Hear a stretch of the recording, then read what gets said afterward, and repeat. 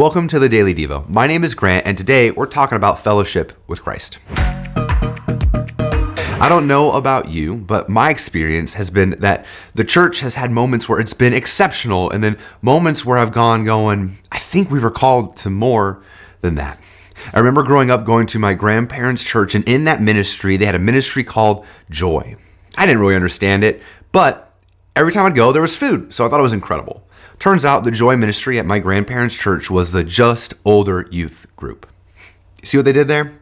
They were very, very proud of it, and they would do these potato dinners, which was really just like a late lunch after church, where everyone would bring their second best dish because nobody wanted to share their best dish recipes. You see what I'm saying here? Anyway, we would go and we would share a meal together. We'd celebrate what God was doing. They would pray for one another, and it was so incredible. And I fondly remember the way that moment made me feel and the way it made others feel, the extension of hospitality and the fellowship that was shown and shared amongst one another. I believe the church, when we are at our best, it's because of how Christ has empowered us to not only live in union and reconciliation with Him, but how we can then live in union and reconciliation with one another. Let's go ahead and take a look at what it says in 1 John chapter 1, verses 3 and 4.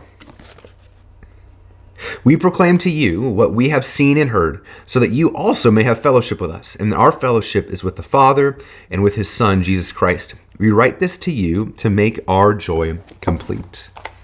The idea that we would share the gospel, that others would embrace and accept the gospel, and that we would be able to live in unity with one another is such a powerful reminder of what the church is at its best.